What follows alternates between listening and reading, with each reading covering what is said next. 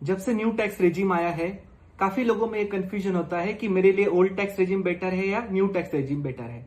काफी सारे online calculators उपलब्ध है जिससे कि हमें डेटा डाल के ये पता चलता है कि which regime is suitable for us. आज मैंने आपके लिए एक ऐसा ग्राफ बनाया है जिसमें आपको सिर्फ 5 सेकेंड में ये पता चल जाएगा कि आपके लिए कौन सा रेजिम बेटर है। तो देखते हैं, जानते हैं ये ग्राफ क्या बताता है। अगर आपका इनकम 12 लाख तक है तो there is no doubt new tax regime is better. अगर आपका इनकम 16 लाख है और आपका डिडक्शन 5,75,000 से ज्यादा है तो आपको old tax regime is better. अगर 5,75,000 से आपका डिडक्शन कम है तो new tax regime is better. अगर आपका इनकम 20 लाख है और डिडक्शन 7,08,000 से ज्यादा है तो old tax regime is better, otherwise new tax regime is better. अगर आपका इनकम 24 लाख है और डिडक्शन 7,75,000 से क्रॉस होता है तो ही आपके लिए ओल्ड टैक्स रेजिम बेटर है।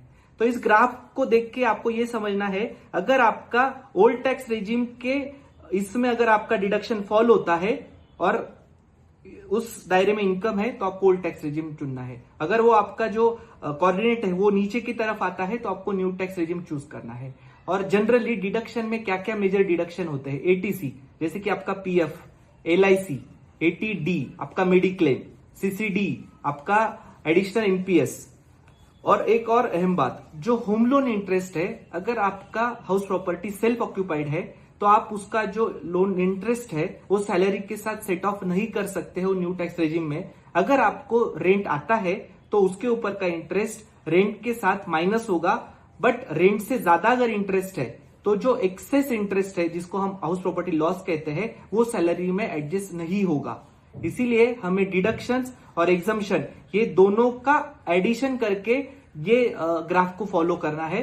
अगर आपका कोऑर्डिनेट ऊपर के साइड आता है तो ओल्ड टैक्स रेजिम, अगर आपका कोऑर्डिनेट नीचे के साइड आता है तो न्यू टैक्स रेजिम। आप वीडियो आपको कैसे लगा आप कमेंट बॉक्स में जरूर बताइए। आपके कमेंट से हम financial literacy to wealth creation की जर्नी और डीप की तरफ लेके जा सकते हैं। तब तक के लिए गुड बाय, मिलते हैं नेक्स्ट वीडियो में।